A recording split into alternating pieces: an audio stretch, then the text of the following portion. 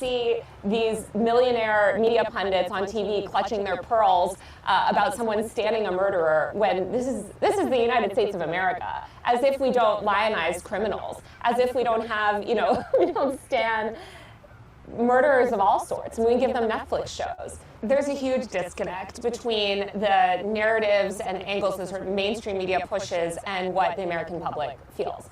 And you see that in moments like this. And I can tell you, I saw the biggest audience growth that I've ever seen, because people were like, oh, some journalist is actually speaking to the anger that we feel. The women who gather outside court in New York. So you're going to see women especially that feel like, oh my God, right? Like, here's this man who's revolutionary, who's famous, who's handsome, who's young, who's smart. He's a person that seems like this morally good man, which is hard to find. Yeah, I just realized women will literally date an assassin before they swipe right on me. That's where we're at. I'm sure you wouldn't like to be compared to a Trump supporter, but some of how people cannot understand why people have sympathies for Mangione strikes me as the same as a lot of the media not understanding why people support Trump. I totally agree. Because a lot of people... What is wrong with these children? Good morning. Rise and freedom. I'm Austin Peterson. You're watching and listening to the Wake Up America show on the 4 Liberty Network. Sorry I'm late, guys. Don't worry. It's just internet problems, so we're streaming through my phone. So if you are the praying type, in the name of the Father, the Son, and the Holy Broadband, we do have fiber optic cables being laid in 30 days or more. 30 days or more. So basically what, infinity days? Could be 30 days, could be the end of time, the heat death of the universe, when Elon Musk finally makes it to Mars. We don't know. But good news is we have made our payments this weekend. I looked at the front yard, and it looks like they've come along and they've laid the spray paint and the flags, which means that at some point, 30 days or more, we will have fiber internet. We'll be able to start the show on time, because a lot of the mistakes that happen are just that the internet is like going and I'm just like, I shouldn't have to worry about that. Soon we shall be free. Let's take a moment real quick to thank a brand new sponsor. I'm so grateful to them for stepping in and helping fund this show. Medsites.com. If you believe in medical freedom like I do, you're going to want to check them out. There is a link that is pinned at the top of the podcast. They'll put your health back in your hands. They have real solutions for men's health, women's health, and viral care, all without the hassle of an RX. That's right, no gatekeepers, just fast, secure, discreet delivery right to your door anywhere in the world. They've got everything from Mounjaro for sugar and weight loss to Sildenafil and Avanafil if you're looking for a little extra energy in the romance department. Kissy, kissy. They even carry essentials like Ivermectin. I know you guys like that. Hydroxychloroquine. I know you guys love that. Azithromycin, Doxycycline, and more. Can you tell I got a classical education learning how to speak? Why can't the Americans teach their children how to speak the language of these prescriptions? And right now they're offering a 20% discount on everything in the store, but because they're friends of the show, you can get an extra 5% off with promo code AP4Liberty25. So 25% off your entire order. If you support medical freedom and you want to help support this show, head on over to medsites.com. Show them some love for standing with us and helping us to keep the liberty movement alive and well. Thank you, friends. Just nothing for 5-year-olds. But check it out. You can see that link pinned at the top of the show. Taylor Lorenz, just the lusty love affair that women seem to have in general. I say not all, but in general, for psycho killers. Qu'est-ce que c'est? Fa fa fa fa fa fa fa fa fa fa. What is wrong with these people? As well, we are tracking a story this weekend about the governor of Pennsylvania, Josh Shapiro, a Democrat, who had his house firebombed by what appears to be a Democrat. Classical Antifa Molotov cocktail. How did they get past security?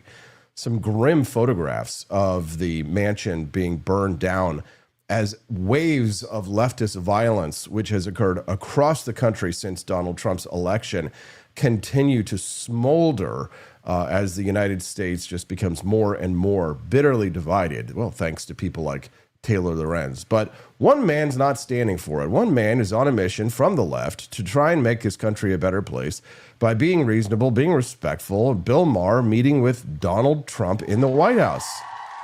I don't care what people, these right-wing influencers like Cernovich or other, try to harass us and tell us we're not supposed to like Bill Maher. And as you know, as much as what the left tells us, we're not allowed to like Laura Loomer, and I like Laura Loomer, and Laura Loomer says we're not allowed to like Bill Maher. Apparently, she's suing him. I don't know. I don't care. I'm going to like who I want to like. You can like who you want to like. You don't have to like who you don't want to like. And you know what? If you want to like the Hitler apologist, Daryl Cooper, that's your right as a free American. And I'm free to talk to John Miltimore about why you're wrong. John Miltimore will join us at 8 a.m. What's with all the Hitler apologia? Whitey White 14, if he was here, he'd be very angry. But he's gone. We've got John Miltimore this morning. He's going to join us at 8 a.m. Central Time. He wants to talk to me about the Dave Smith versus Douglas Murray debate, quote unquote, that occurred on Joe Rogan last week. We'll talk about that with him this morning at 8 a.m. Central Time. So make sure you stick around for that. If you've got to come back, then set yourself an appointment because that conversation should be spicy. At 8 a.m. At 8:30 a.m. today, I'm going to introduce you to someone that I've been following on X for quite some time, and I'm very excited to introduce to you. His name is Spencer Hakimian, and he's been tracking the hot and cold approach to the international tariffs laid by the Trump administration. I've got a million billion clips about that. They're hot, then they're cold. They're yes, then they're no. It's wrong, then it's right. It's black when it's right. Katy Perry could probably set a better economic policy than this Howard Lutnick and Peter Navarro characters, who I still don't understand why the White House allows to continue to send soundbite after soundbite after soundbite out to the American people about the fact that they are deliberately doing damage to the American economy with tax increases, with no hope of spending cuts. Bad news, and I don't want to blackpill anybody on a Monday morning, is that the estimates that Elon Musk are putting together for the actual spending cuts they'll be able to achieve through Doge, not $2 trillion, but $150 billion. We just increased the Pentagon spending budget to $1 trillion itself. And of course, Congress doesn't have any stomach at all, it seems, for codifying spending cuts that might go through. So in reality, and listen, I was at the Young Americans for Liberty conference this weekend. Thank you to Yal for inviting me. It was great to see the young people out there and to speak a little bit about what it takes to be an expert, or what, and I brought my my karate uniform and my black belt, and I talked about, learning karate and what it means to be an expert in something like a martial art or perhaps history. You may say that's an apples to oranges comparison. I don't agree to an extent, despite the fact that there is a lack of physical effort on one side of things. I think that thinking and learning is a physical effort. You have to actually pick up a book. You have to actually read it. You have to pick up a piece of paper and a pen and write down your thoughts on it and then collate them, and then perhaps have an editor come in and read your thoughts. And then put them together and then offer you critical feedback. And then you write a second or a third draft, right? You don't just plop whatever comes out of your mind like I'm doing right now on this podcast. Wah, wah. Hypocrites. Pharisees. Spencer Hakimian is going to join us this morning at 8:30 a.m. Central Time. If you got questions for him, or if you want to talk to me, if you've got thoughts, you can send us a text at 573-319-1586. The text lines are open, and you can send a text anytime, night or day, Monday through Friday, 7 to 9 a.m. Central Time. That Wake Up America show sweetness is 573-319-1586. Listeners are texting in today asking for their top secret discount codes for their 20% discount for the Wake Up America show's merchandise shop. And you can get one too if you're a monthly subscriber. So if you are a monthly sub and you want to help unlock the bonus content today, we do have bonus content available for you to unlock. Austin, what's bonus content? I've never seen this show before. How does it work? Well, basically, new friend. Nice to meet you.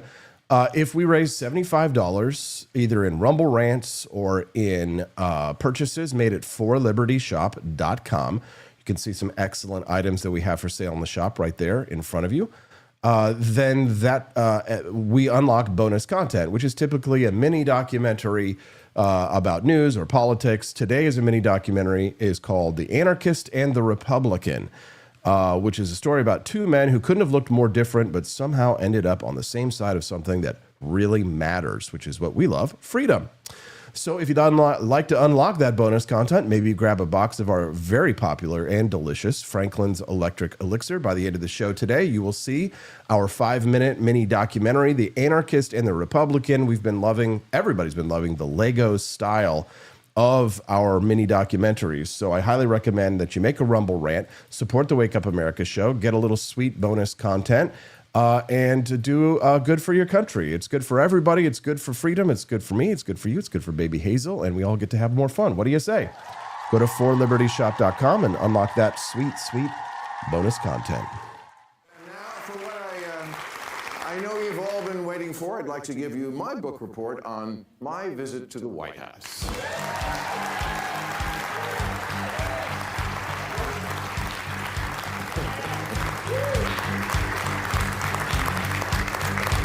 Okay, as you know, 12 days ago I had dinner with President Trump, a dinner that was set up by my friend Kid Rock, because we share a belief that there's got to be something better than hurling insults from 3,000 miles away. Yes. And let me first say that to all the people who treated this like it was some kind of summit meeting, you're ridiculous. No, couldn't have been I was me, going to Bill. sign a treaty or something. I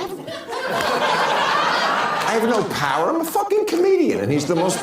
All right, FYI, might be some F-bombs in this one. Sorry, I always try and warn people whenever something like that happens. I should have done that before, out of respect. So, might be some F-bombs. This is Bill Maher, after all. Powerful leader in the world. I'm not the leader of anything, except maybe a contingent of centrist-minded people who think there's got to be a better way of running this country than hating each other every minute. So, thank you.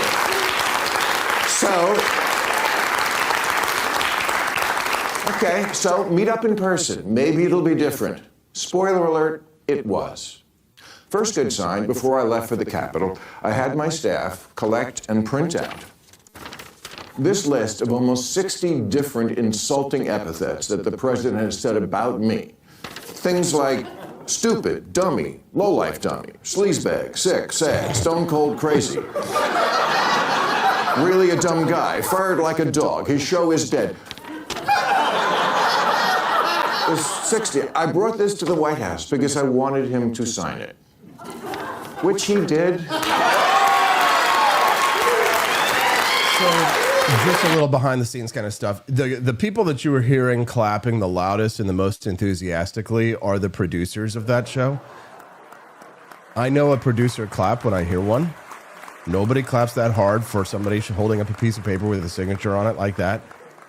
Right? The loudest people there are the producers trying to get people enthusiastic to do it, because they may actually struggle to get people in the audience of that. I could be wrong. Maybe there's a line waiting out around the corner every week to go and be in the audience for Bill Maher. They might pay some people, but I guarantee you that the producers are sitting out there in that audience. The person who wrote the script for this is the person who is clapping the loudest. Excuse me. Which he did. Thank you, With Quest. good humor. And I know as I say that, millions of liberal sphincters just tightened. Yep. Oh my God, Bill, are you going to say something nice about him? What I'm going to do is report exactly what happened. You decide what you think about it. And if that's not enough pure Trump hate for you, I don't give a fuck. It is.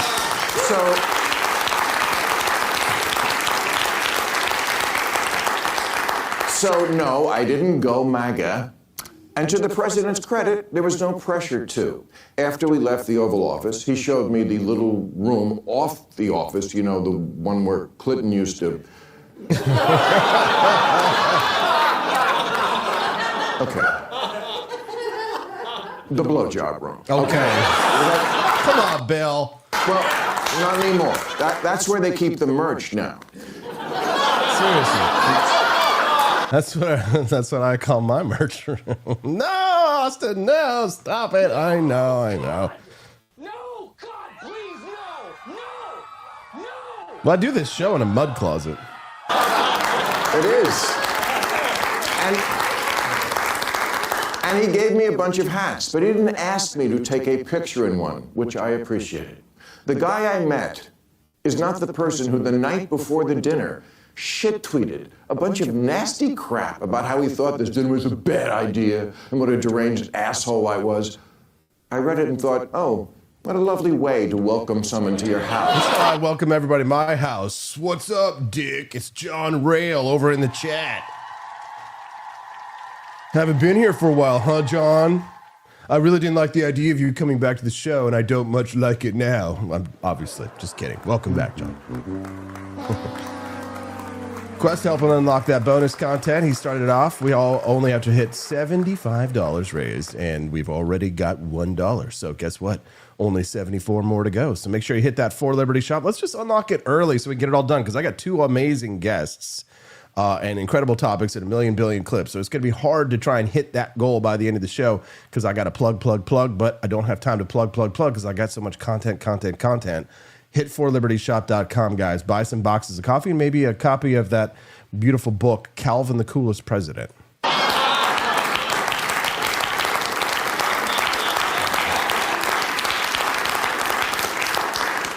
But when I got there, that guy wasn't living there.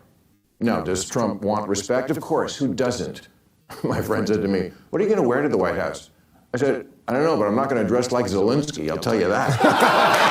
Now, it would have been funny if he had dressed like Zelensky. That would have been a good joke. Just for starters, he laughs. I've never seen him laugh in public, but he does, including at himself. And it's not fake. Believe me, as a comedian of 40 years, I know a fake laugh when I hear it. And I thank you for them. Yeah, his producer's there. That's not even a good joke. It's not even that great of a joke, and they're laughing like crazy. Example, in the Oval Office, he was showing me the portraits of presidents, and he pointed to Reagan and said, in all seriousness, you know the best thing about him? His hair. Now, that's great. I said, well, there was also that whole bringing down communism thing, waiting for the button next to the Diet Coke button to get pushed and I go through the trap door. Which would have been funny. But no, he laughed, he got it. I said to him at one point, Mr. President, you know the dog, that's unusual in the White House. He said, well, a lot of the presidents, they had a dog for political reasons. I said, no, people love dogs, that's what that is. Yeah. Oh yeah, okay, that's true. Trump has never liked dogs, by the way. And do you want to hear the story about how I found out about this in the strangest way? Okay, side note, then we'll come back to Bill's monologue. I have to stop anyway just because of like copyright protection and all that stuff. Offer my commentary, add a little.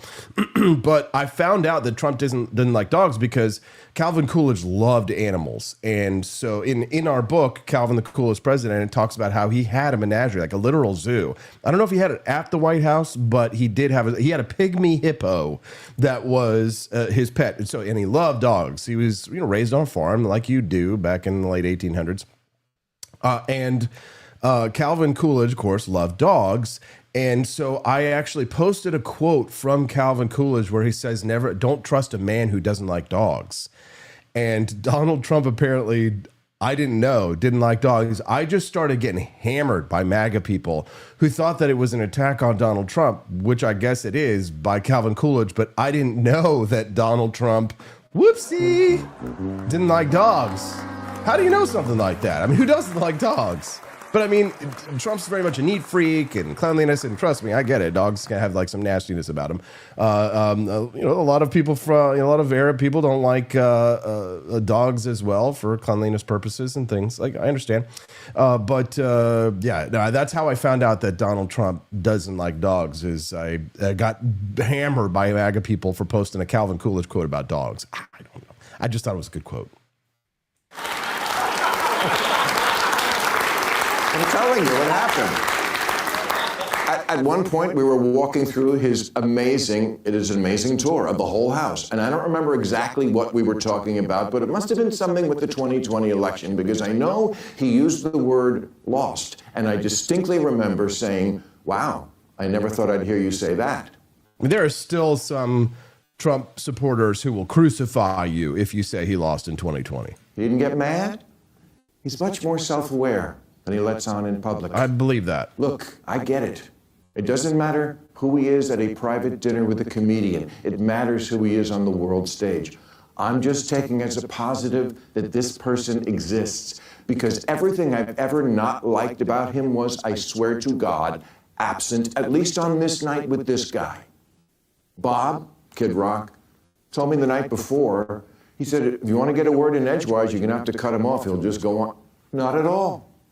I've had so many conversations with prominent people who are much less connected. Well, he probably, I'll bet Trump, I mean, being as savvy as he is, I bet that Trump probably understands the type of person Bill Maher is. He's watched him. He's probably seen his stand-up, or maybe even been to his shows from the VIP seats.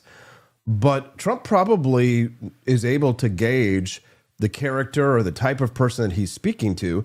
And he probably just doesn't think Kid Rock has anything interesting to say, so he just steamrolls him. I get it, but he probably wants to hear what Bill Maher has to say, because Bill, a comedian, still a thinker, has some interesting things to say. People who don't look you in the eye. People who don't really listen because they just want to get to their next thing. People whose response to things you say just doesn't track, like, what? Yeah. None of that with him. And he mostly steered the conversation to, what do you think about this? I know, your mind is blown, so's mine. Well,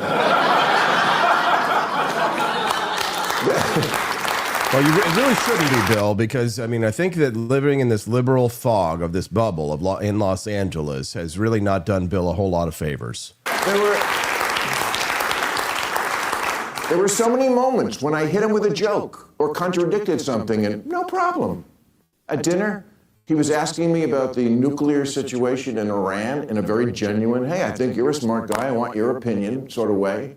And I said, well, obviously you're privy to things about it I'm not, but for what it's worth, I thought the Obama deal was worth letting play out, because we made Iran destroy 98% of the uranium, and they were 15 years away from a bomb. And then I said to him, but we got rid of that. You got rid of that. He didn't get mad or call me a left-wing lunatic. He took it in. I told him I thought parts of his plan for Gaza were wacky, but that I had supported him in the idea that Gaza could be Dubai instead of hell. Yes. I told him he was wrong when he tweeted the night before that I was critical of all things Trump. Not true. Check the tapes. Moving Israel's embassy to Jerusalem, loved it. The border did need to be controlled. I'm glad the cops are getting their morale back. DEI had gone too far. Biological men shouldn't be playing women's sports. Europe should pay for their defense. Yes. And of course, it makes sense that Arab countries should take in Arab refugees, like the million Syrians who wound up in Germany when Saudi Arabia took none. He said to me, you're right, they took none.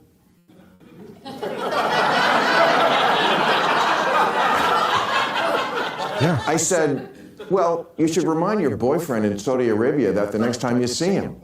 Is that supposed to be funny, Bill?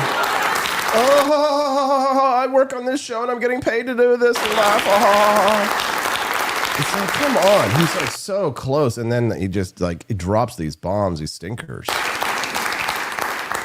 He laughed. I never felt I had to walk on eggshells. I guarantee around you him. Trump didn't laugh. And honestly, I voted for Clinton and Obama, but I would never feel comfortable talking to them the way I was able to talk with Donald Trump. That's just how it went down. Make it what you will. Me, I feel it's emblematic of why the Democrats are so unpopular these days. Yes. He was even okay when I checked him on the orangutan lawsuit.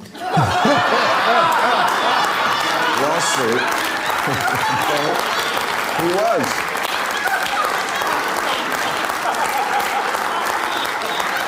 This is healthy. You know, he said to Dana White, you know, Bill said my father was an orangutan, and I really love my father. And I said, well, Mr. President, I did that because I didn't like what you were doing regarding Obama's birth origins. I thought that was low. Yeah.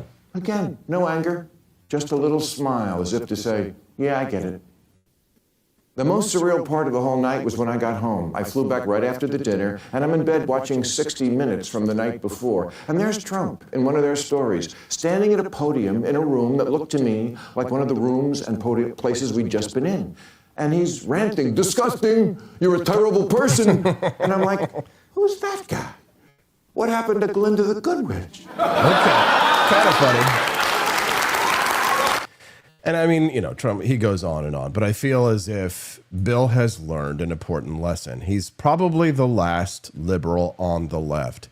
The left has gone illiberal. The right is increasingly becoming illiberal, and it's a damn shame. It was great to see, though, Bill deciding to actually speak to Donald Trump. A lot of Democrats would have never even given it a shot. Well, looks like Frickety decided to unlock the bonus content for you guys. You blessed me with something.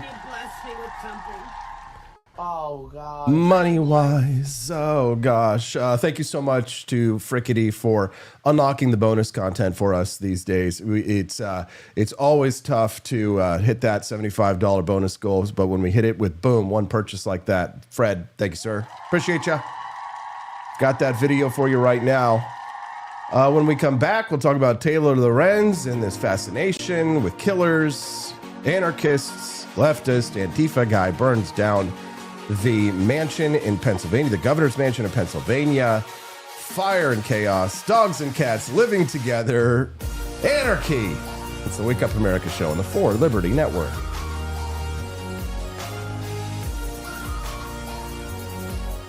The anarchist and the Republican.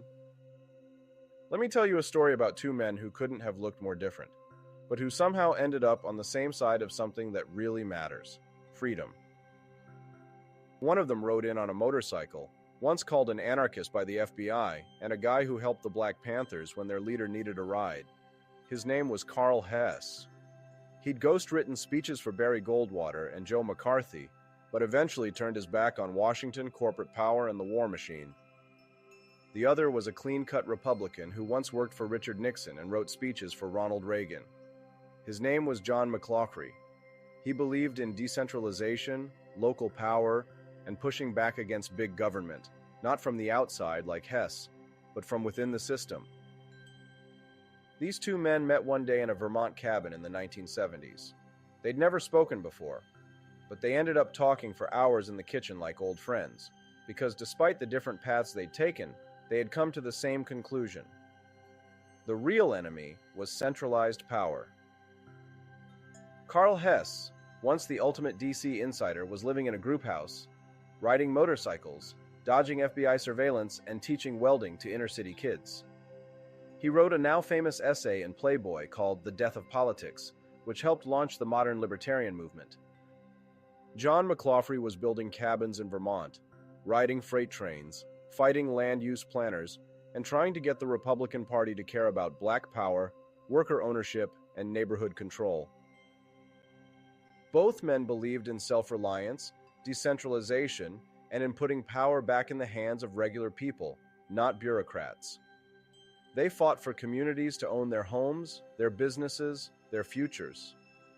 And while Carl was welding sculptures in his bathtub and helping the Panthers rent a car, John was drafting policy proposals that would let poor tenants buy the housing projects they lived in. They took different routes, Carl through rebellion and grassroots tech experiments, John through think tanks and Reagan's speech team. But they were united by a common goal: to reverse the flow of power from the top down and build it back from the bottom up. In a world obsessed with left and right, these guys remind us that the real fight is centralized control versus individual liberty. They both understood that it doesn't matter what team you're on if the team's just playing to enrich the elites. Carl Hess passed away in 1994, still living off the grid, still building things with his hands. John McCloughy lives in Vermont to this day, still serving as a town moderator, still fighting for local control. Their lives are a powerful reminder that liberty doesn't have to fit in a partisan box, and that some of the most important alliances are the ones we least expect.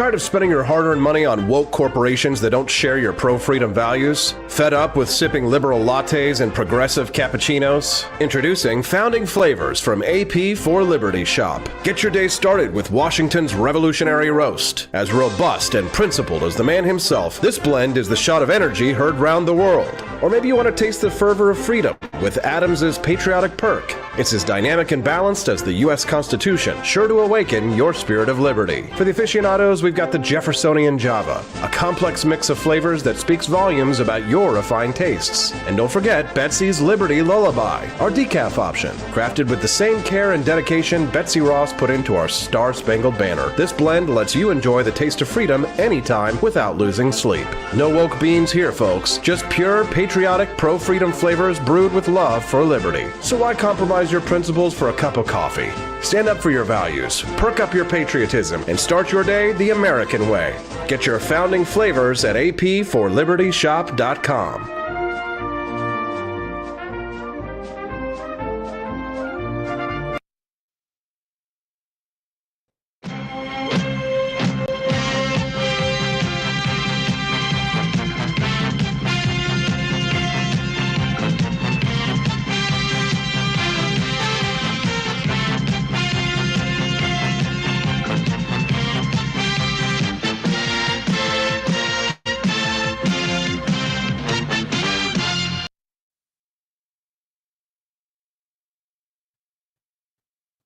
No, I quit drinking. I quit too. When? A month ago. I knew that you weren't drinking. Yeah, but I didn't know. stop drinking. I didn't know that it was a.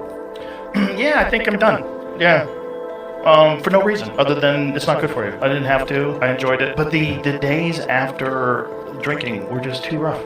And I'm like, what kind of a moron who takes so good care of his body is poisoning himself a couple of days a week for fun? You know, why am I doing that? And then I'm like, well, will I have the same amount of fun if I don't poison myself? Turns out yes. Exactly. Right. Yes. Looks like I picked the wrong day to quit drinking. Welcome. Good morning, pineapples. Welcome to the Wake Up America show. 20 minutes until John Miltimore joins us live here on the Wake Up America show. We strive for live. Spencer Hakimian is unfortunately out. Sorry, guys. He's got some client in from London. They've got to prepare a bunch of paperwork for him. He's a finance guy. Talks a lot about economics and tariffs. You know what that means? That means at 8:30 today, when your guest drops out and you're live like me, what do? I mean, can you imagine? Imagine if you were sitting right here in my spot right now and you had an hour and 20 minutes of content. You had one guest that would help you. What would you do if you were me? What should you do if you were me? What would you do if you were in my shoes? No guest, right? You could just do like a fart noise contest, right? No, you guys don't have to worry about it because guess what? Austin is always ready for these contingency plan. We have one. We'll figure it out. Don't worry. We'll worry about it later. It's 8:30 a.m. Central Time. 30, 40, 50 minutes from now is going to take care of itself. That last half an hour, it's just going to be you and me and all of the people. So click that like button and support the Wake Up America show. Get ready for a car crash. It could be very bad. Make sure that you are also following the channel. If today's your first time watching the Wake Up America show, rumble.com/AP4Liberty. We'd love to have you be a regular guest. It's Mondays through Fridays, 7 to 9 a.m. Central Time. The Wake Up America show streams this show live at rumble.com/AP4Liberty. Many of you might be listening to the Wake Up America show on the audio version of that later. That's great, but there's just no better way to watch or listen to the show than live at rumble.com/AP4Liberty. At rumble.com/AP4Liberty. You'll be hanging out with good company, people like Bruce Burtwhistle, Frickety, Luke Sacker. Who else we got over there? Brad Beckman, Mongoose 87, Drew Van Runkle. What's up, brother? He's California sober. Amy J. Ease, Quest Fanning, and so many other wonderful, lovely John Rail, and so many other wonderful, lovely people. If you're ready to take back control of our elections right at the local level, then look no further than the project put together by my friend Cliff Maloney. I want to introduce to you Joe 1000. This is a new initiative from the Citizens Alliance of Pennsylvania and the PA Chase program, big friends of the show. Their mission is to elect 1,000 judges of elections across Pennsylvania in 2025 to ensure our elections are run with integrity, transparency, and accountability. Right now, in precincts across the Commonwealth, write-in campaigns are underway for America First patriots to run for judge of elections, often with no opposition. That means with just 10 write-in votes and a majority, you can help flip your precinct into a red stronghold. The PA Chase team will provide training, data, and support. You step up and run. It's that simple. If you want to learn more, visit teamcap.com. That's CAP, no cap. Teamcap.com/Joe to find out how to run, support a candidate, or get involved. And if you want to help us to go all in on winning Pennsylvania again and build the red wall, head to pachase.com. That's pachase.com. Support the ballot chasing efforts to keep the momentum going. This is your moment. Take action now. Step up, run for judge of elections, and help us secure the future of our republic, one precinct at a time.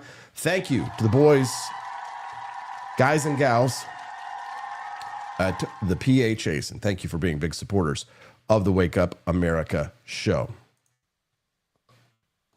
Also, the other way I think you can think about it is that we are, perhaps we are in the downfall of the broken way. This was not built to last. Inequity, injustice is not built to last. It lasts a long time. It could last hundreds of years. But ultimately, it crumbles into this, a small cohort of incompetent people that create damage. And from that, something new can spring. And so maybe something is declining right now, but maybe it deserves to decline. Pause for just a moment. They're talking about the decline of the United States. Look at her sitting on the couch there, opining her beautiful dress. That dress is at minimum $800. I know an $800 dress when I see one. Talking about the decline. Things are declining in her Versace gown as she sits in this giant a ballroom or what have you that has been set aside for her to talk to Megan Rapinoe here with. I love that the American flag is in the background, but notice the expression on Megan Rapinoe's women's soccer athlete. Notice the expression on her face when AOC talks about the decline. Can you detect something? Note this. Last hundreds of years, but ultimately it crumbles into this, Ultimately, it crumbles into this. Excuse me? If somebody's like, yeah, your country is crumbling around you. It's going to be a war zone soon. You're going to be eating each other. Oh, yeah. Oh, that sounds great. Finally, all of my dark, twisted, sordid fantasies are coming true. One more time. Watch that facial expression after she hears what AOC says. Ultimately, it crumbles into this, Yeah, it crumbles.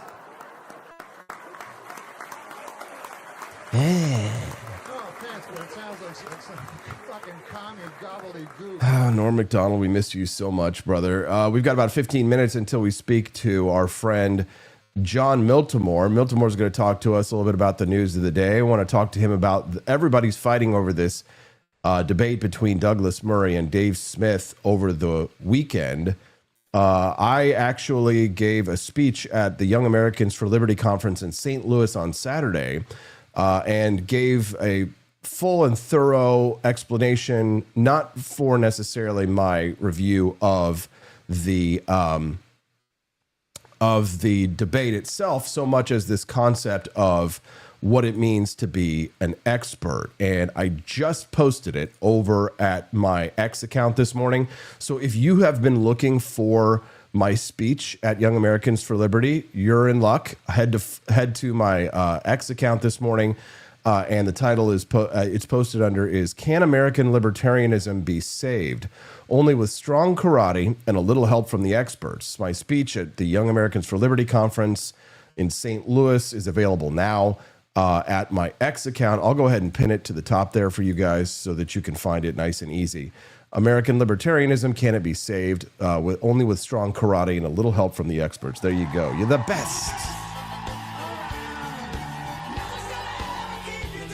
You're the best around. Nothing's gonna ever keep you down. You're the best. Oh, Austin hit the wrong button there. Oops, sorry guys. That was the Godfather button.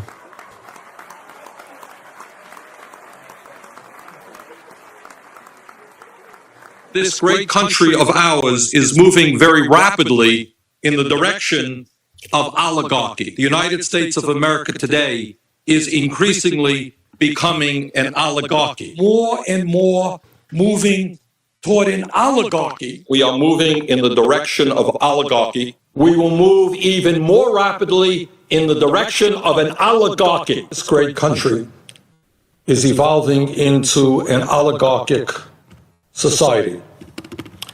It is called oligarchy, and that is the system we are rapidly moving toward. This is a budget that moves our country rapidly into the direction of oligarchy. A handful of billionaires are moving this entire planet toward an oligarchic society. Start off with the bad news, which is pretty bad, and that is that under Donald Trump, this country is hurtling rapidly toward oligarchy. People actually followed this man, believed what he has to say. That he still has fans. He still has supporters.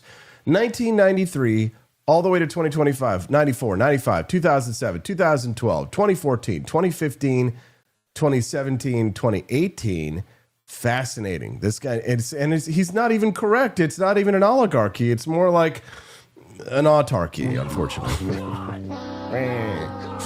Dun, dun, dun, dun. Don't forget to click that like button, guys. Help support the Wake Up America show. It's totally free. If you click that like button, you support the Wake Up America show. You support freedom itself. Bernie Sanders raging against the machine while he works to make the machine even bigger. You know, it's funny. Just yesterday. Look at the crowd. You can just tell. Look, that's a they, them right there. Maybe another they, them right there. How many they, thems can you count in this crowd? Oh my God. At first I didn't even realize it.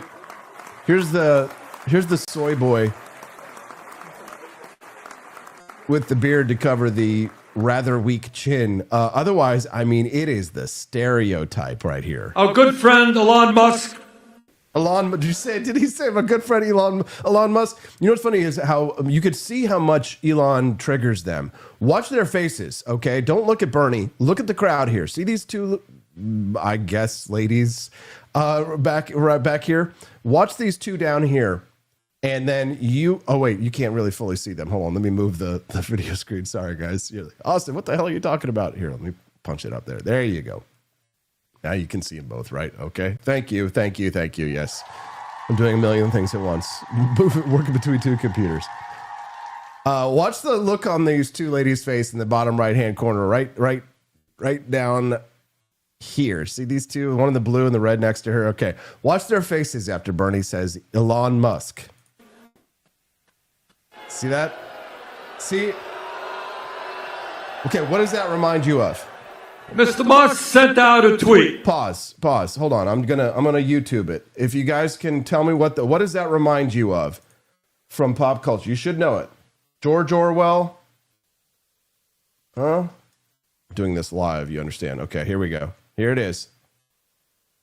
But even as we grasp at victory, there is a cancer, an evil tumor, growing, spreading in our midst. Shout out his name.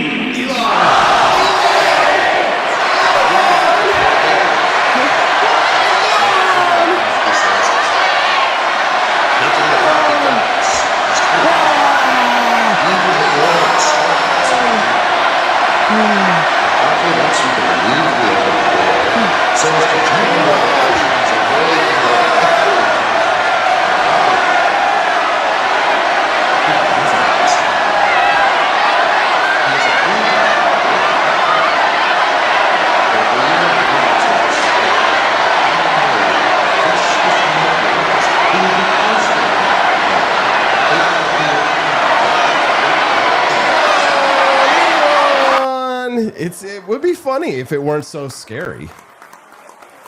Elon. You can program these people.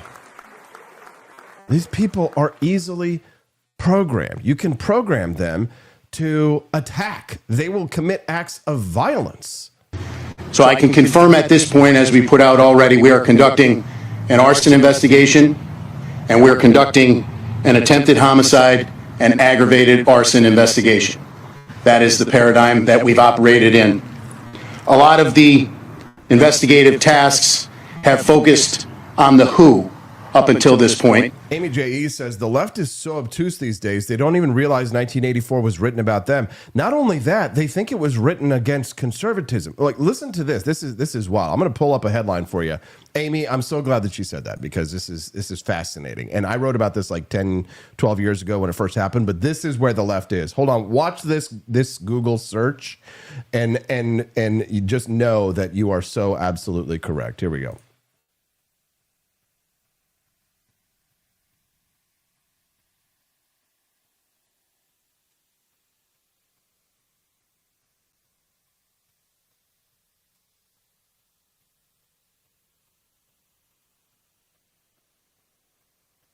Here it is. Look at this. MSNBC. This is when she was at MSNBC. Crystal Ball. That is her real name. I kid you not. MSNBC's Crystal Ball. Animal Farm is about the excesses of capitalism.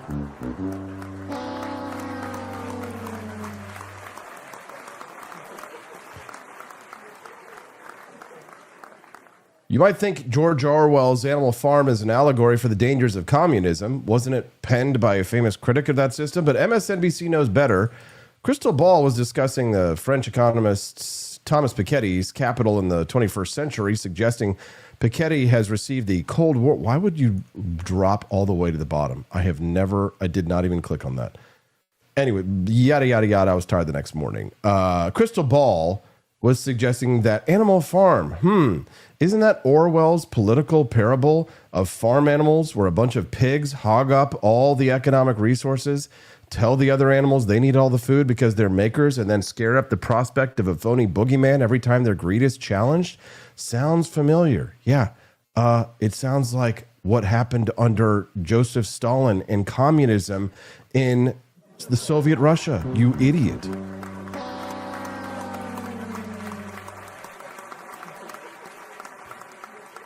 These are photos of the interior fire of the damage to Governor Josh Shapiro's home. Note that he was in it at the time with his family.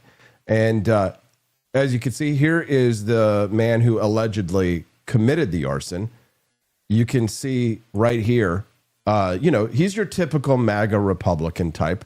Right there. Obviously, a very vegan vegetarian. Does anybody else see the similarity in terms of looks and face? What is it with like violent communists and this phenotype? What is that? Do you see the similarities? Am I going crazy, or is that just me? What do you guys think? Is there some kind of phenotype with violent communists and this look? I don't know. I will have to see.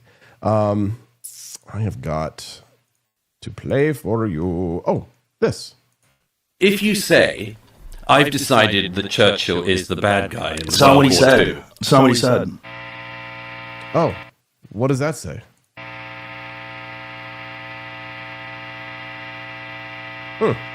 Daryl Cooper's not said that. What he said was he jokes with his friend Jocko, who's an Anglo-Saxon. He jokes with him. I think that Churchill was the secret villain of World War II. And what he's saying is by Churchill's actions, the war escalated. He's not saying anything. He's not just asking questions, then, is he? No, the claim isn't that he's just asking questions. Yeah, he has a point of view. You can explain this better. He literally says he's joking. In the comment, he goes, listen, I'm being hyperbolic.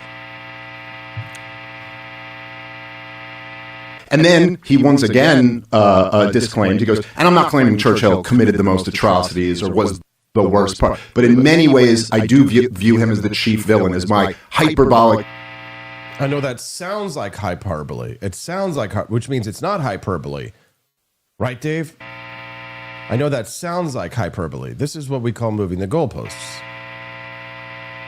And then he once again disclaimed, he goes, and I'm not claiming Churchill committed the most atrocities or was the worst part, but in many ways I do view him as the chief villain, as my hyperbolic, provocative statement. If the American libertarian movement has gone off of a cliff, I think I understand why. Maybe John Miltimore knows why as well. Let's talk to him. He's not a libertarian guy. He and I have had a lot of disagreements on foreign policy in recent years. Let's see where he stands on the Douglas Murray-Dave Smith debate. We'll be right back on the Wake Up America show. I read that Ralph Rago biography, Luke, and yeah, we'll talk about it when we get back on the Wake Up America show. And the Republican. Let me tell you a story about two men who couldn't have looked more different, but who somehow ended up on the same side of something that really matters: freedom. One of them rode in on a motorcycle, once called an anarchist by the FBI, and a guy who helped the Black Panthers when their leader needed a ride. His name was Carl Hess. He'd ghost-written speeches for Barry Goldwater and Joe McCarthy, but eventually turned his back on Washington, corporate power, and the war machine. The other was a clean-cut Republican who once worked for Richard Nixon and wrote speeches for Ronald Reagan. His name was John McCloskey. He believed in decentralization, local power, and pushing back against big government, not from the outside like Hess, but from within the system. These two men met one day in a Vermont cabin in the 1970s. They'd never spoken before, but they ended up talking for hours in the kitchen like old friends, because despite the different paths they'd taken, they had come to the same conclusion. The real enemy was centralized power.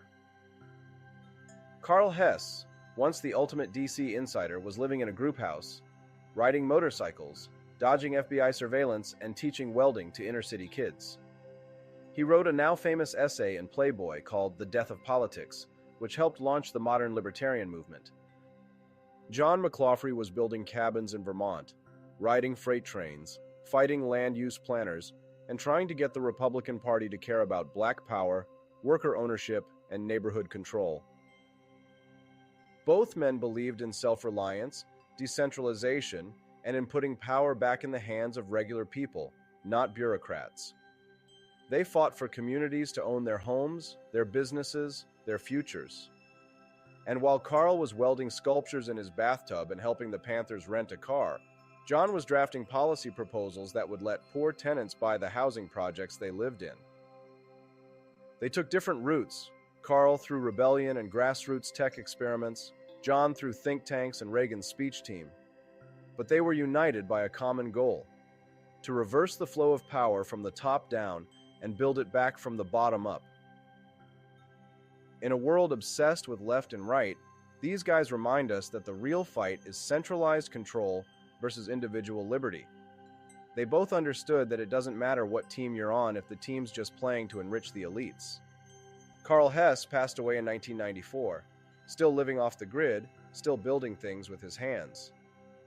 John McCloskey lives in Vermont to this day, still serving as a town moderator, still fighting for local control.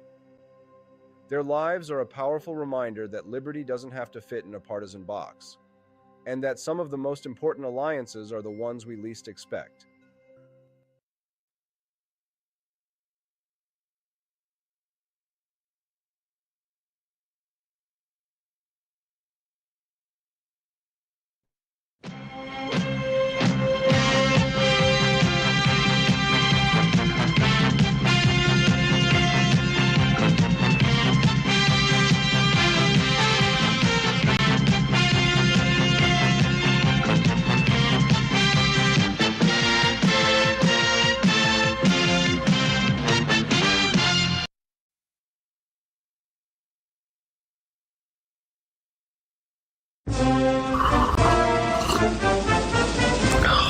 Tired of spending your hard-earned money on woke corporations that don't share your pro-freedom values? Fed up with sipping liberal lattes and progressive cappuccinos? Introducing Founding Flavors from AP for Liberty Shop. Get your day started with Washington's Revolutionary Roast. As robust and principled as the man himself, this blend is the shot of energy heard round the world. Or maybe you want to taste the fervor of freedom with Adams's Patriotic Perk. It's as dynamic and balanced as the U.S. Constitution, sure to awaken your spirit of liberty. For the aficionados, we've got the Jeffersonian Java, a complex mix of flavors that speaks volumes about your refined tastes. And don't forget Betsy's Liberty Lullaby, our decaf option, crafted with the same care and dedication Betsy Ross put into our Star-Spangled Banner. This blend lets you enjoy the taste of freedom anytime without losing sleep. No woke beans here, folks. Just pure, patriotic, pro-freedom flavors brewed with love for liberty. So why compromise your principles for a cup of coffee? Stand up for your values, perk up your patriotism, and start your day the American way. Get your founding flavors at apforlibertyshop.com.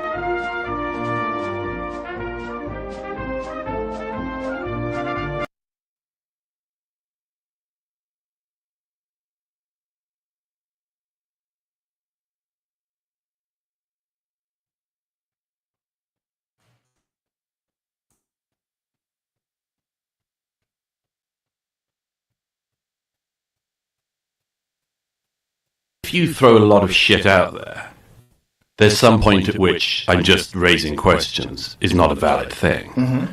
You're not raising questions. You're not asking questions. You're telling people something. Do you think Daryl's doing that? I think there's a whole bunch of guys doing that. I I think- think Dave is doing that. Very obviously. Dave's a comedian, but he's now mainly talking about Israel. No, I don't know if I'm mainly talking about Israel. That's but all I see you have on the internet opinions. doing. Yeah, but that's you. Well, that just, might be what you've seen. It's but just I don't you think that's. consuming But that is also your shtick now, isn't it? Well, what do you mean by that's my shtick? Well, you're not a geopolitics guy in general, are you? I don't even know exactly what you're asking. I'm saying you've decided, being a comedian, you've decided now to become somebody who talks about Israel. I'm just asking questions. Welcome to the Wake Up America show. I'm Austin Peterson. It's Monday. You know what that means? That our Monday guest, John Miltimore, Mondays with Miltimore, is on. Johnny boy, we long to see you. It's nice to see you, brother. Good morning. Hey, good morning, AP. Good to be here with you. How you doing, man? Doing good. I gave a speech this weekend at the Young Americans for Liberty conference in St. Louis, and it was all about, it was inspired by this discussion that we're having online because of this Dave Smith, Douglas Murray thing, but it was mostly just about, what does it mean to be an expert?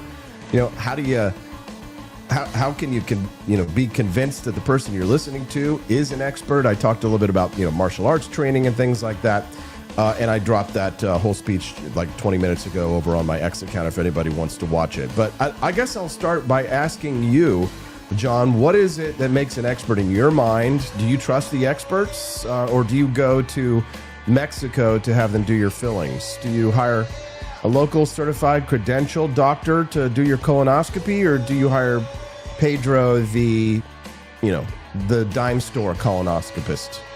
Not licensed, not credentialed, but hey, that's as libertarian as it gets, right? So start there, John. It's one of those things. Like we all, when we go to the doctor, we want an expert, right? We want a specialist. Like nobody disagrees on that. That we have this thing called the division of labor, and people get really good at something, right? You get your trade, you get really good at it, you have expertise. That's a little bit different than saying we need to go trust the experts, and in that if only experts are supposed to weigh in on these things. I've watched Douglas Murray for years, and I've shared some of his books with friends and family. I think he's been a guy I thought was a pretty smart guy. He had a rough day in that interview, and he looked. I think he made an ass of himself, and I think Dave Smith got under his skin. Maybe Dave Smith got under his skin before that interview, even that conversation began. But Murray, looked very thin-skinned and came at him like, "How dare you talk about these things? If you haven't been in the National Archives, what are you doing talking about World War II? If you haven't been to Israel, if you haven't been to the cross points, how dare you talk about these things?" And it's a lazy ad hominem attack. I think Dave Smith handled himself really well. And it was kind of just, I don't know how it got so nasty. Like it really kind of turned into a nasty debate quickly. I don't know if it was designed that way. But what was interesting watching the reaction to this, you had on Twitter, you had your sort of your expert class, right? The people that said how great Murray was. Then you had, kind of your anti-war people and a lot of libertarians and other people that, weighed in and said, well, Dave mopped the floor with them. And I'm more that latter group. I don't know how anybody could watch that and think that Douglas Murray, held himself well, that he won the debate in any sense. I think it was a bad day for Doug Murray. And I would encourage him. I think he knows this whole idea, if you're not an expert, you shouldn't be talking about these things. I think he knows better than that. Even as he was trying to explain it, he didn't make a lot of sense. He said, well, of course you can speak about it. Of course you can, well, then what are you saying? Are you saying that it shouldn't be talking about Israel in Palestine and Gaza because? Well, I think he's saying that he shouldn't be taken seriously, which, it's kind of like, right. Which of course which is probably true, right? Because here's the thing, Kid Rock, for example, told a story one time of when he was in the White House and Donald Trump was asking him about North Korea. And they were looking like at a map, like a battle map, like for North Korea. And Trump was like, what do you think about this? And Kid Rock, Bob, was like, should I be seeing this? I mean, I'm just an entertainer and musician, man. Maybe don't ask me. So, I mean, it is kind of, it feels as if we're sort of like on different planes of existence to some extent, right? Like, I didn't think that we needed to trust the experts when it came to the lab leak theory of COVID-19. But at the end of the day, you've got to at least trust that there is some level of expertise from Anthony Fauci. It's just that the difference is when it's a policy that's applied to the rest of us, that's when things start to break down and go wrong. You can have your medical opinions as long as they're your medical opinions that aren't being pushed on to me and forcing me to go along with whatever policy you believe because you're an expert. So I think that is a distinction, that is an important difference.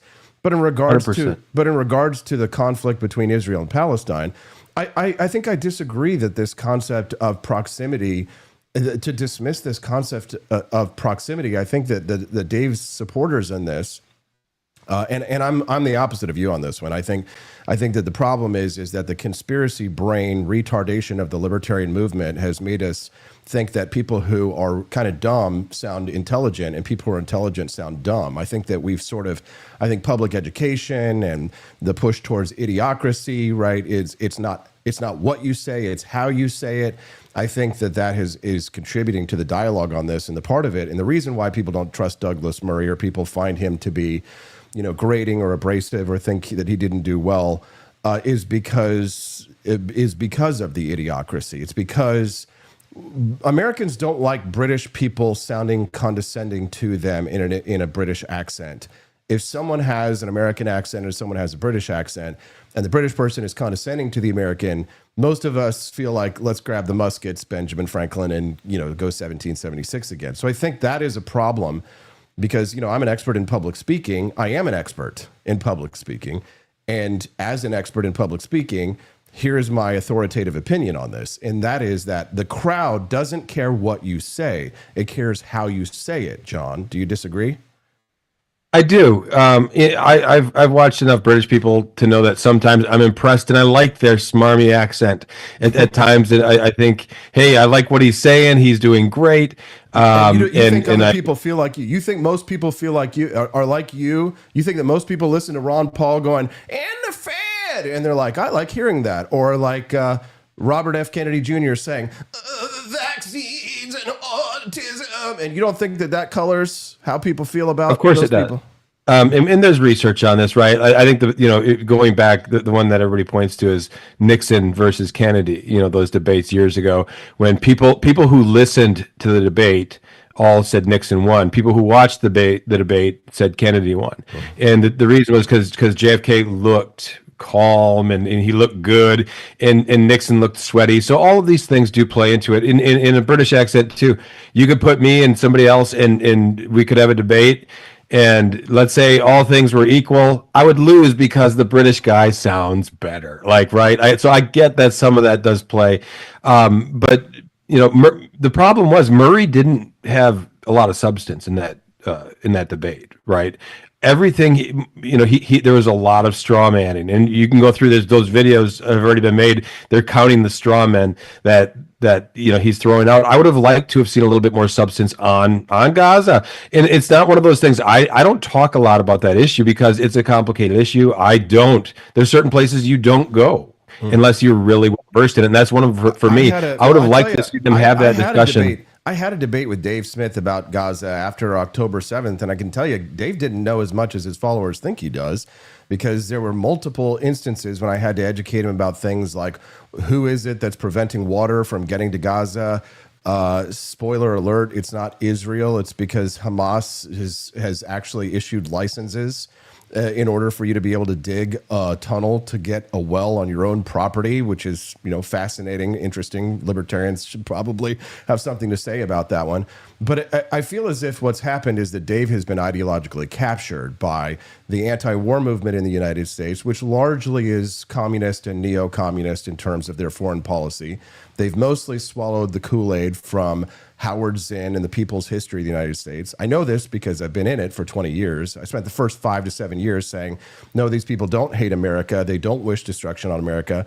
And realizing that, James Lindsay is, to an extent, right. The woke right does exist in the United States. And a lot of it comes out of this overlap with this paleo-conservative Pat Buchanan view, which attempts to rewrite a history of World War II and the post-world order as a disgusting moral order that has only brought it So, for example, one of the claims that they make is that Daryl Cooper, he's not an expert, he's not a historian, he's not saying that Winston Churchill was the chief villain of World War II. He's saying a chief villain of World War II. I mean, do you agree with that? I mean, do you really think that Winston Churchill was a chief villain of World War II? No, I don't. It was interesting, and I just wrote about Churchill. I've been a fan of Churchill for a long time, but I will say this: I look at Churchill today a little bit like I look at Lincoln, and I look at both these men. I have a great deal of respect for both men. I think they were both great men that were called upon by an age and stepped forth, great moral men. And looking back, I think they did things wrong at times. And I like to talk about those things. This is something 20 years ago, I never would have said this about Lincoln. I thought Lincoln was a man that stepped in, did it right, did what had to be done.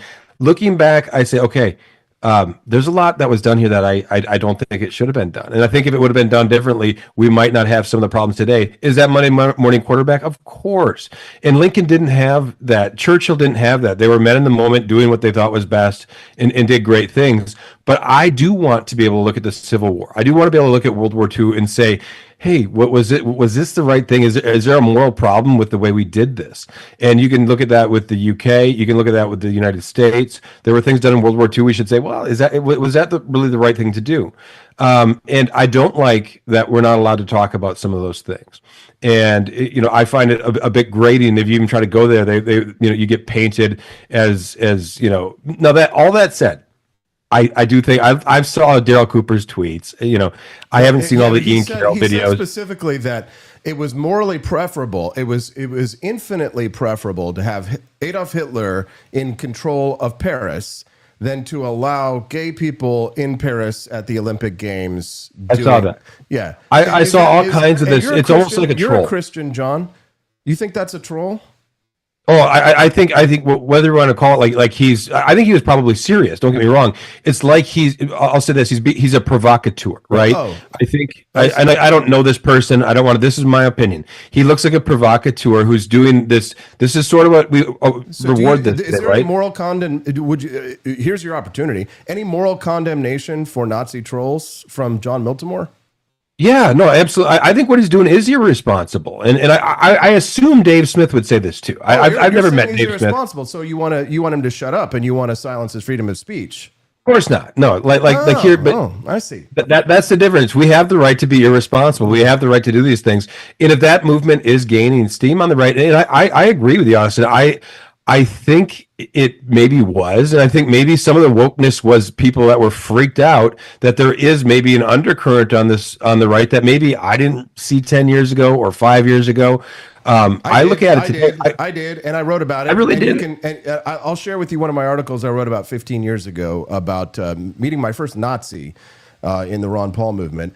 Here's what Douglas Murray was saying in this debate about people like your views of people like Churchill, etc. He says the great Czech writer Milan Kundera had a beautiful phrase in a book of his from the 90s called Testaments Betrayed, where he says the odd thing about mankind, he said, we walk through life in a fog and we stumble along a path and we create the path as we stumble along it. So that's not the interesting thing. The interesting thing is that when we look back, we see the man and we see the path, but we don't see the fog. Everything looks inevitable when you're standing in the present. Everything looks like it was going to happen this way. And you have this endless, often futile explorations of what might have been, but it doesn't take into account the fog.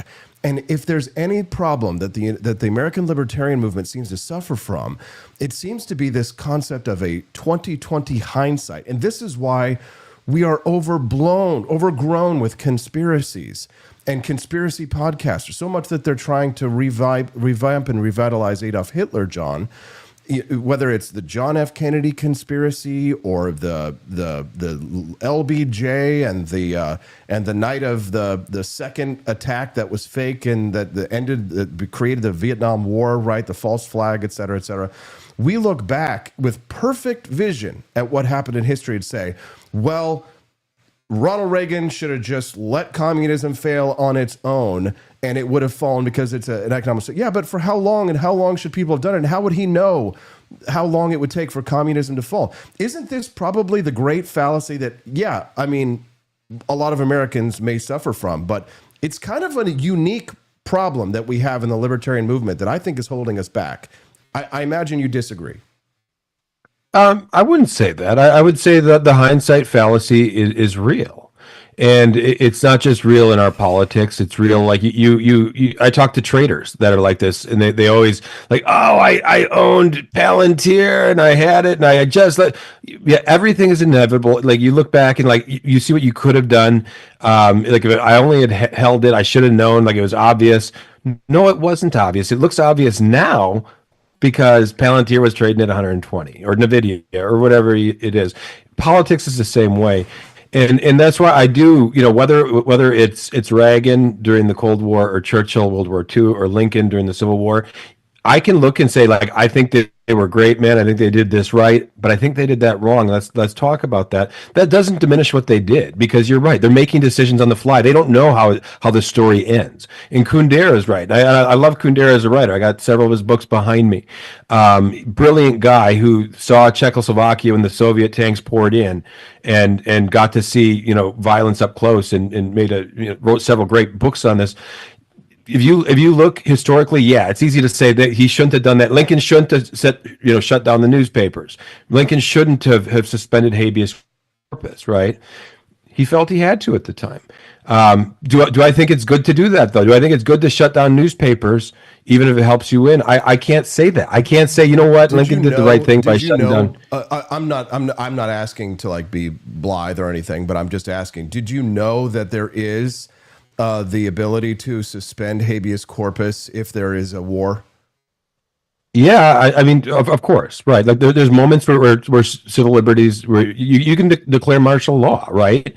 All these things are constitutional. I mean, if there's literally, I'm not saying he should have done it, but I mean, this is here's the thing. I mean, I talk to libertarians 25 years, and they're at the conferences, the weekends, and it's always half the story. I hear the problem is that the people who tell me to do my own research, people get angry at me from the libertarian movement, John, because I don't tribal signal to them enough for their liking and build a cult of personality. Like, this is what you're supposed to do, right? I like to do critical thinking. The problem is that the people who keep telling me to do my own research are always the people who have done the least amount of research, right? And I know that it's often the case. Huh?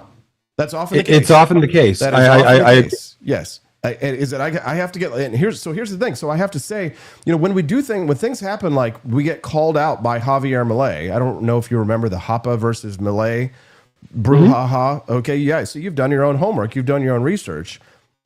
When you're getting called out by Javier Milei, the most successful libertarian in all of human history, then maybe it's time for us to pause and reflect. Maybe the reason why there are dwindling crowds at the Liberty events, John, maybe part of this is the intellectual inbreeding that causes us to be incapable of even comprehending the arguments that people like Douglas Murray are making.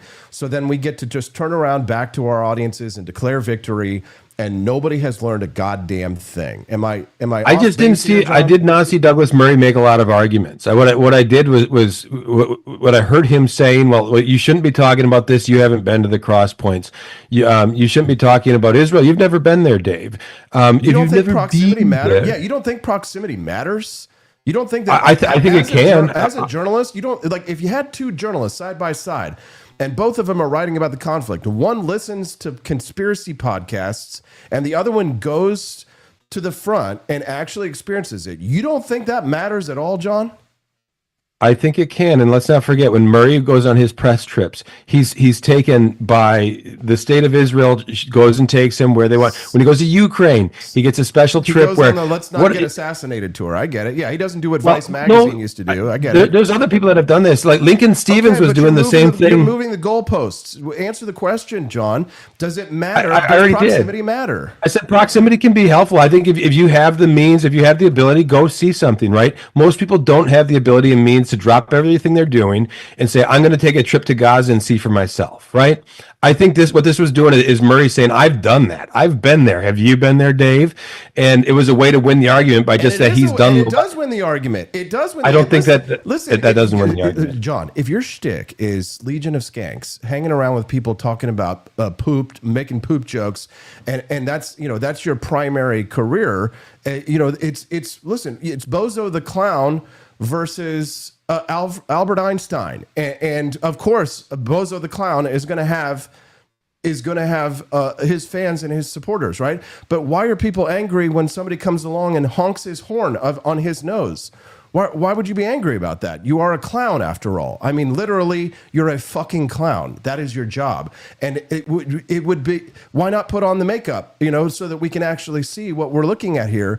And you're going to tell me about Israel and Gaza, and your job is conspiracy podcaster versus Douglas Murray, well-known, thoughtful intellectual who has gone on the Israel-approved tour, but has actually had to put on the body armor to go and show up. And it doesn't really matter for much, that experience, John? I mean, come on. I already said it can. And I'll say this, though, like the experience lived, what is different from what you're saying than saying 2020 and 2001 that, well, you're not an epidemiologist. You really shouldn't be talking about this. Millions of lives are at stake. I'm not saying you should be talking about it. Listen, Bozo the Clown can have his conspiracy podcast all day long. That is, again, moving the goalposts of the discussion. No one is trying to silence anyone in this debate. No one is saying you shouldn't have a right to free speech. You shouldn't be able to talk about it. What I'm saying is that there is a difference between listening to someone, just like you agreed in the very beginning. You don't go to Bozo the Clown for your colonoscopy, right? You listen. We don't let the white belts teach karate. There's a reason for that. We don't let the white belts tell us about Gichin Funakoshi's 20 rules of martial arts. There's to talk about it. I'm surprised to see you leaning so much into credentialism, Austin. I really am. I think these things do matter. When I go to the doctor, I do like my doctor to have a degree. I'm not going, to the acupuncturist or something, because I concede, yes, expertise matters. But here's the thing, John, you shouldn't. The irony that's not how you win debate. I'm not a credentialed black belt. The irony of that statement, and if people watch my speech at YALCON, they'll see me talk, is that I wear a black belt, but I'm not a credentialed black belt. But I can beat the hell out of, bring me an army of black belts from McDojos, and I can beat the hell out of them because I've trained and studied in dojos all over the world, in Osaka, and never once have I ever received a credentialed black belt. But I'm a teacher, and I'm an expert without a credential. So yes, you don't have to have a credential to be an expert.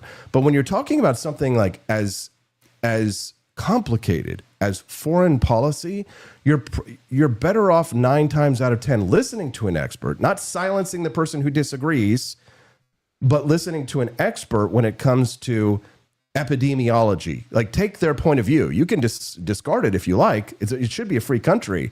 But again, Bozo the Clown versus Albert Einstein. I know which side I'm going to listen to when it comes to physics. I think we are getting somewhere now, because here's my point. If you get proximity, yes, use that to win an argument, right? Say, hey, I've been there. Do you realize, make your point about what the blockade does and what it doesn't do. But Murray wasn't doing that. He just kept on trying to say, Dave, your opinion doesn't matter. You haven't been there. You haven't seen what I've seen. Like, okay, use that knowledge and win a debate on the actual merit. He said Daryl's didn't matter. But here's the thing. Daryl Cooper's is saying that it doesn't matter because he says he's not a historian. He says he's not an expert. So here's the thing. Why would you listen to someone to get your advice and opinions from someone who says, yeah, this is just armchair quarterbacking? I mean, his opinion's as valid as mine or anybody else, but I mean, I don't know. It just for the same reason, like people might come on your show, Austin, and like they tune in to see what you have to say about all these things. You're not an expert on a lot of the things that you weigh in on, but people value your opinion. You're a smart guy. You have a good perspective. You have your perspective, and people want to see that. They want to hear it. I would never get hired. I would never even apply for a job that required some kind of expertise that I was incapable of, because I think that would be embarrassing. We can talk all day on a podcast about what we believe, and that's totally fine. But if I started suddenly having strong opinions about physics or about quantum mechanics, I would think people would think that was rather clownish. Especially, and also the difference is, John, is that I don't market myself as a clown. I'm not a clown. I'm not a comedian. I'm not here at, doing, pretending as if this is a stand-up comedy set, right? And then really talking about politics. I have a career in politics and news and media and communication. So I am an expert on not a lot of things, but a few things. And so that is why they do tune in. If you want an expert on comedy, listen to somebody who's actually funny. So, I mean, some of these things sound conflicting and perhaps contradicting, but I mean, it should be common sense. And it just feels like we've got these people living in different worlds. There's a disconnect here, but you've got one side throwing tomatoes, honking their horn, saying, "Hey, we're clowns, take us seriously." It reminds me of that Arrested Development. Remember, I don't know if you ever saw that, but he was part of the magicians. And then he's like, we demand to be taken seriously. Right? Job. Right, Job, we demand to be taken seriously. Right, it's a little bit like that. If you look at it externally, it's an illusion, Michael. Illusion. Yeah. He's a comedian podcaster, right? But we demand to be taken seriously. But why should we? No, I people can decide for themselves if they want to take Daryl Cooper seriously or Dave Smith or Douglas Murray. That's really what it comes down to. Let people decide who they want to take seriously. And I don't take, Daryl Cooper's tweets, I've never watched his show. I've seen his tweets. This is not a guy I take seriously. And I think he is a provocateur, and he probably is tapping into some ugly things. I wouldn't say he is tapping into ugly things. But you say these things are conflicting, and I think there are, because there's this gray area, right? I think if you look, I do take proximity seriously. Like some journalists, if you go in and go on the ground in Ukraine, that counts for something. And I'm not speaking to Douglas Murray even. Like people on the ground, I want to hear what they saw. That matters. But that doesn't make you by itself an expert either, or doesn't mean you're right, I guess I should say. Lincoln Stevens was in the Soviet Union, saw everything, came back, raving about the new, science of socialism, how it's going to work. He said that before he went, actually. There you go. Well, here's how this works, though, Austin. Like what you have, the people that are asked to go do these things are usually asked for a reason. Mm-hmm. They're asking people who already agree with the mission. That's how these things work. Mm-hmm. Dave Smith is not going to be invited to Israel to do a tour. I can guarantee it, because maybe they're going to ask somebody. He's not going to get invited to hang out with Jackson Hinkle and Hamas and Iran either. Why not? Well, why not? I don't think they're doing tours. Why don't you think Hamas is giving you a tour? So we're upset for you agree with my point, though, don't you? Like that nations, what they do is they bring in the people who are going to be. I know that they do that. The people that I've seen that don't do that, they go in, like Vice News used to do this. They used to go in without any state cover, at risk of life and limb, and those people I would listen to even more than the people who go on the approved. Here's the thing. I don't blame somebody for wanting to go on a tour that has bulletproof armor and glass. I don't either. No. I don't blame somebody for doing that. I actually give them credit for that, because they can get shot and killed. There's no armor on their heads, So whether or not Douglas Murray went on the Israel-approved tour, I can imagine that there may have been a few, sniper glasses pointed in his direction a few times over there. But I give him more credit than someone whose job it is to listen to, Hitler retconning Nazi conspiracy podcasts. And his view, I would listen to Douglas Murray before I would listen to someone like that, because I want to hear from someone who's on the ground. And if I only have a limited amount of time, why would I waste my time listening to someone who has no idea what the hell it is they're talking about? I agree with all that. I'm just saying being there doesn't mean you win the argument. Like, make your case, and that's what didn't happen. I wanted to see them actually arguing about the merits. Instead, it became this argument over credentialism. You haven't seen the whole thing. You didn't watch the whole thing yet, so you're not. I already told you. I'm probably 2/3 through. I've seen most of the clips. I'll watch the rest of it. But it was great entertainment. Everyone was talking about it. It was great entertainment. I think the problem is that the way that I understand that this was set up is that Douglas Murray thought he was going to go on and talk about his book. And I think Joe Rogan probably leans a little bit more on the Dave Smith side of things. And I think he probably felt like he was not going to be able to give any kind of pushback to Douglas Murray, because I think he knew he would be outclassed intellectually. And so he brought Dave in to sort of act as like his enforcer to an extent, which I've seen happen, by the way. When I worked in television news, sometimes you would see that where the host would be afraid of their guest. So they would bring in some muscle in order to try and, strawman their opinion, make them look bad, right? Talk down to them, get the audience on their side, because otherwise Murray would have obviously run circles around Joe Rogan. And I think he ran circles around Dave Smith, because I really don't think Dave makes good arguments. And he was also wrong about everything he said about Daryl Cooper, right? There's plenty, you may have missed some of the super cuts that came out of the Douglas Murray side of things that showed that he was saying that he was being hyperbolic when it came to Adolf Hitler's view of gays and taking over Paris. But Daryl Cooper actually said, this may sound like hyperbole, which of course means it's not hyperbole, what he's talking about right there. So, I mean, inconsistency, incorrect, Joe Rogan, Dave Smith, circus of clowns versus someone who is doing his best to try and give these people a broader perspective. And I don't think Americans go for it, because I think we're living in an idiocracy. And I think that the libertarian movement's failure is because we are intellectually inbred. Where the American libertarian movement is the equivalent of the dueling banjos from River Wild, or whatever the hell that movie was. We're so inbred, we're retarded, and Javier Milei is Deliverance. Thank you. River Wild was Kevin Bacon. Sorry. Go ahead. Counter me, John. Counter that. Tell me I'm wrong. Well, I'm going to say our discussion has been helpful for me in one respect, because I respect where you come from. So I haven't seen some of those supercuts you're referring to. I'm more convinced than ever that the Dave Smith Murray conversation, debate, whatever you want to call it, it's a Rorschach plot. You can learn a lot more about how people react to it than any substance from it. For whatever reason, it really did. It made a lot of people feel a certain way. I felt that Dave Smith handled himself well. I felt that Douglas Murray did not. That he came off thin-skinned. I wanted to see him actually, have debate some of the finer points. That didn't happen. They kind of, there was a lot of ad hominem going back and forth. But it made for good TV. But that's basically where I come down. I can't, I didn't see anything. So I'll disagree with you here. I didn't see anything that showed me like Douglas Murray, won some argument over Dave Smith about the justification for that conflict. Your points about libertarians, it's interesting. Like I'll say this, I never fit neatly into the libertarian movement, really. Partly my own individualist streak kind of makes that hard. There's too many dogmas of libertarianism that I don't, follow. And for some people, the libertarian, for some people, is very much a religion.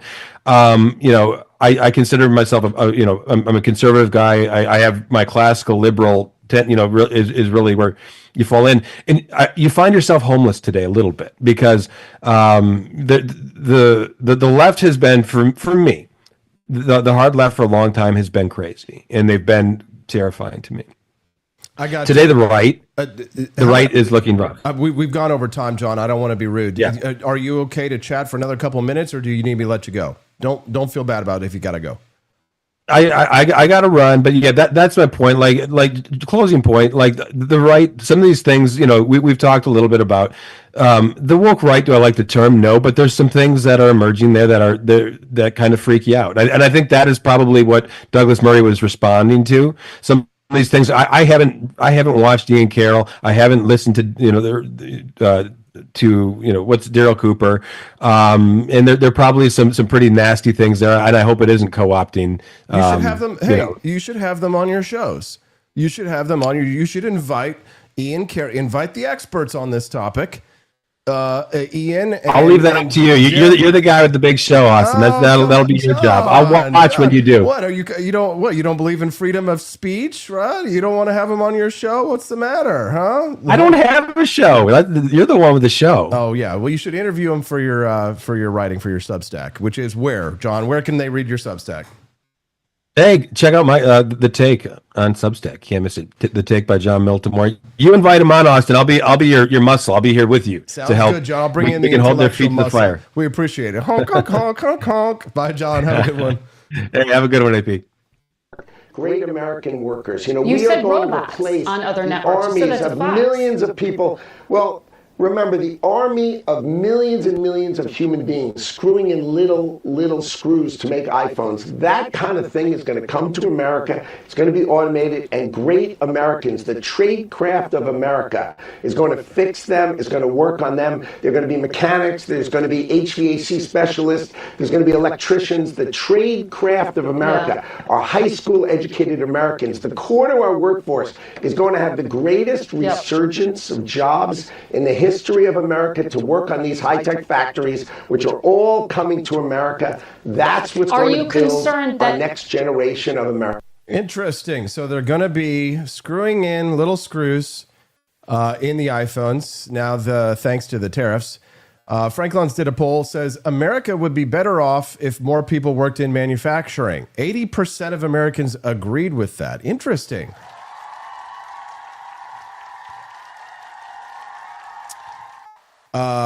America would be better off if more people worked in manufacturing. 80% of Americans agree, 20% disagree. So more people in the United States think more people should be working in a factory. Okay, well, now the next one. I would be better off if I worked in a factory. 25% of Americans agree, 73% disagree. Oops. 2% of them actually currently work in a factory. Wait a minute, Austin, help us to understand here. I'm not an expert, and polls can obviously be skewed, and I am just asking questions, but how many people here would rather work in a factory? Yes? Yeah? Wait a minute, hold on. No offense, but it sounds like some fucking commie gobbledygook. What do you mean, comrades? America would be better off if more people worked in manufacturing. 80% of Americans agree. 20% disagree.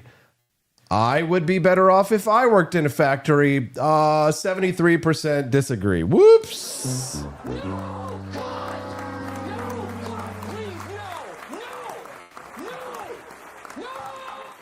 I would be better off if I worked in a factory. Only 25% of Americans agree.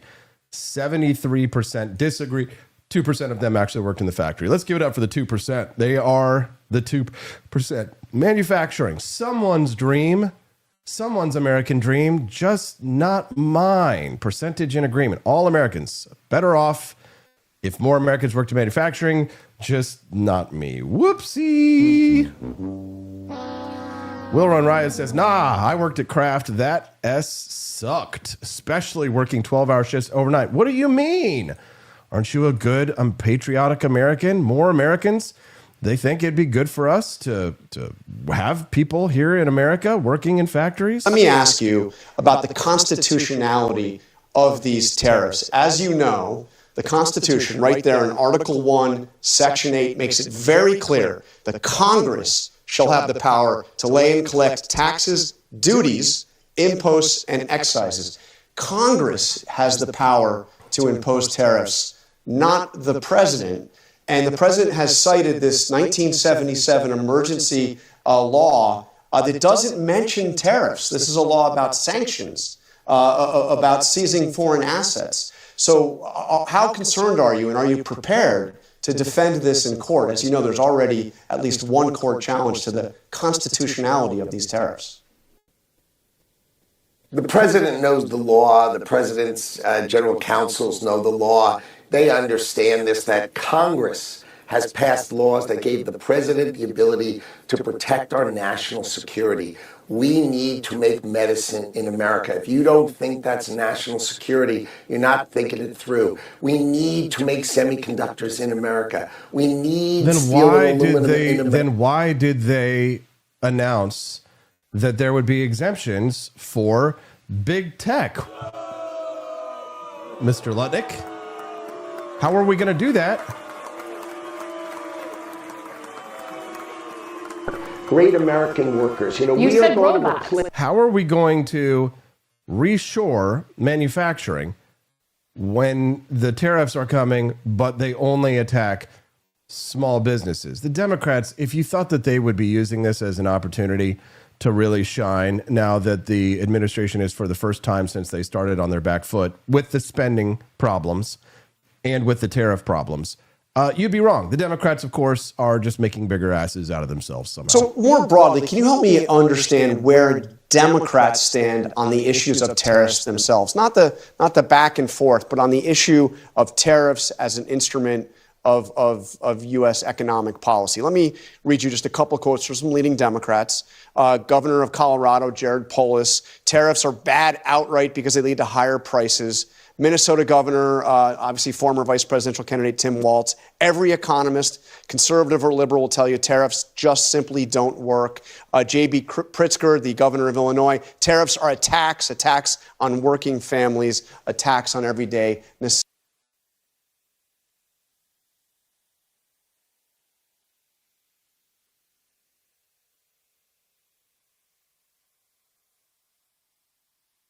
Sorry, I had my thing muted. I think if you asked most Americans if you asked Americans, should the United States make more medicine in the United States? I think most Americans would say, yes, the United States should make more medicine. If you ask more Americans, will you start a medicine plant or will you build a medicine plant in the United States, or will you take your own money and invest in building a medicine plant in your community? I think probably most Americans would say no. Necessities. I'm old enough to remember when it was Democrats that were pushing for tariffs as a way to protect American jobs and American industries. And I know you've been in favor of tariffs before. Again, not the way Trump is doing it. So where do Democrats stand on this fundamental issue? Tariffs, good or bad? So, well, I think Democrats are entirely united that Donald Trump's across-the-board tariffs are bad. They make no economic sense. But that doesn't mean there aren't specific cases where tariffs make a lot of sense. Of course. Clowns. Now there's the real comedian.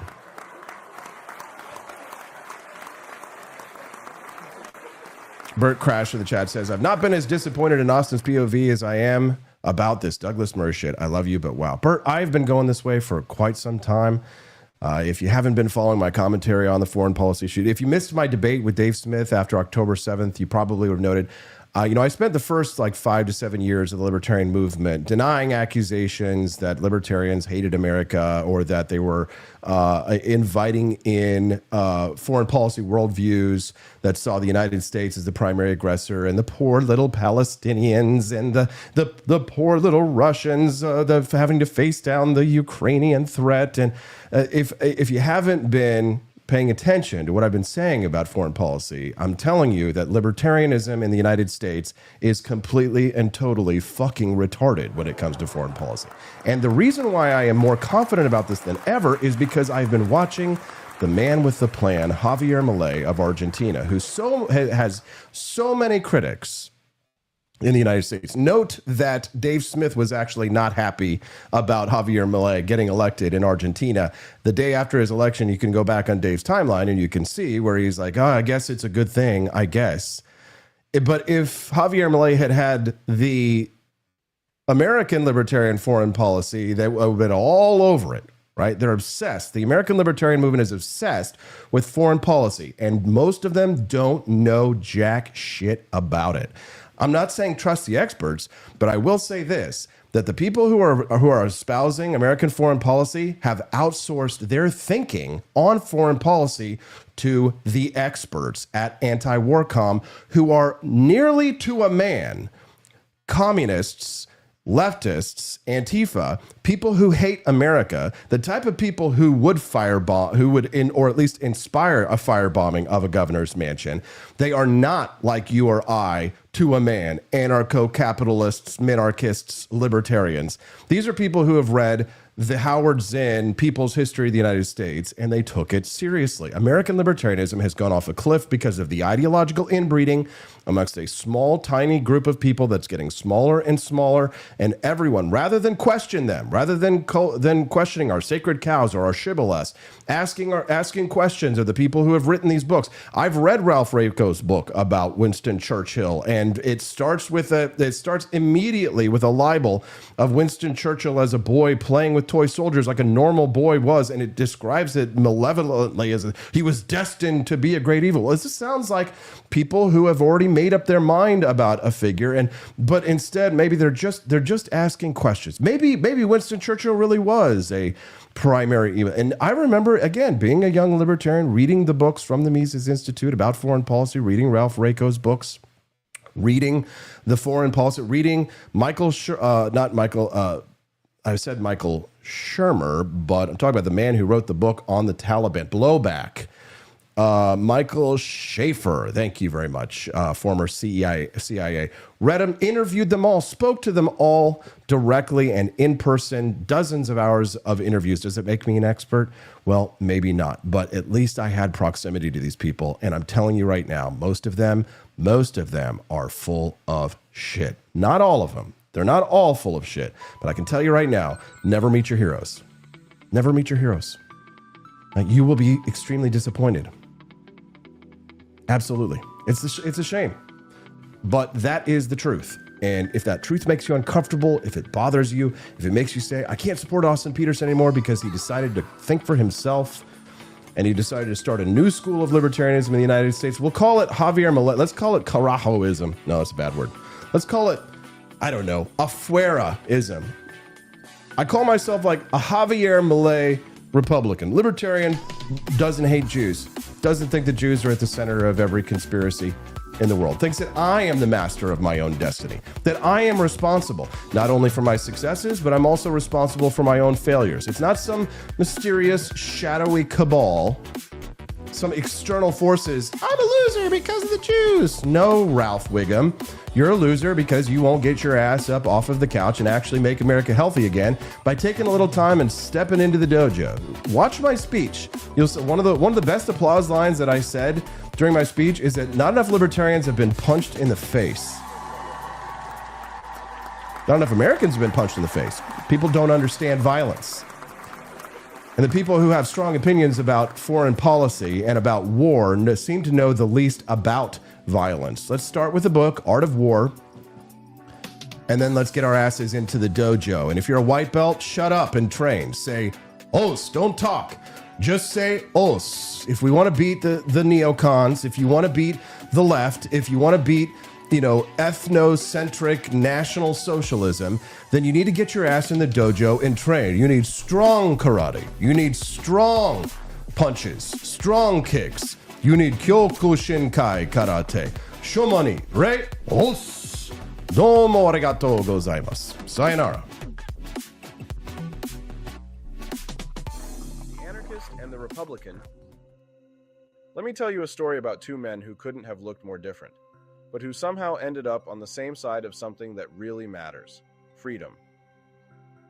One of them rode in on a motorcycle, once called an anarchist by the FBI, and a guy who helped the Black Panthers when their leader needed a ride. His name was Carl Hess. He'd ghost-written speeches for Barry Goldwater and Joe McCarthy, but eventually turned his back on Washington, corporate power, and the war machine. The other was a clean-cut Republican who once worked for Richard Nixon and wrote speeches for Ronald Reagan. His name was John McCloskey. He believed in decentralization, local power, and pushing back against big government, not from the outside like Hess, but from within the system. These two men met one day in a Vermont cabin in the 1970s.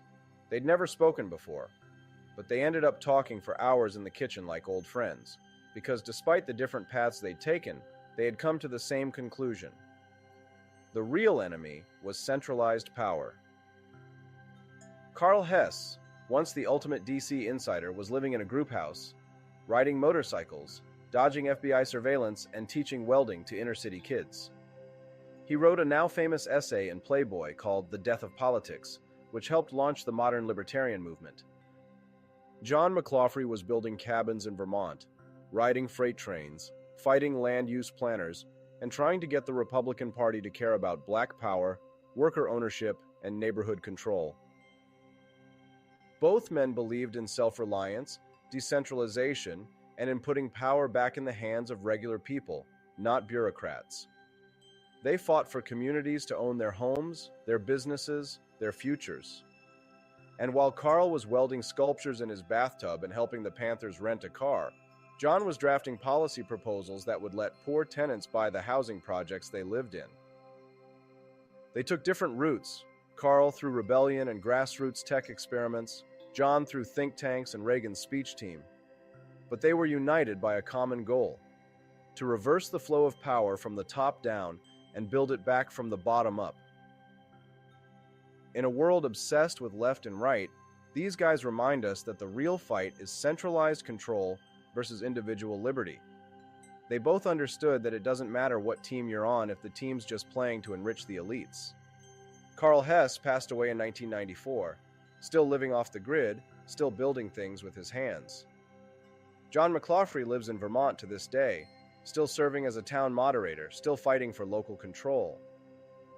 Their lives are a powerful reminder that liberty doesn't have to fit in a partisan box, and that some of the most important alliances are the ones we least expect.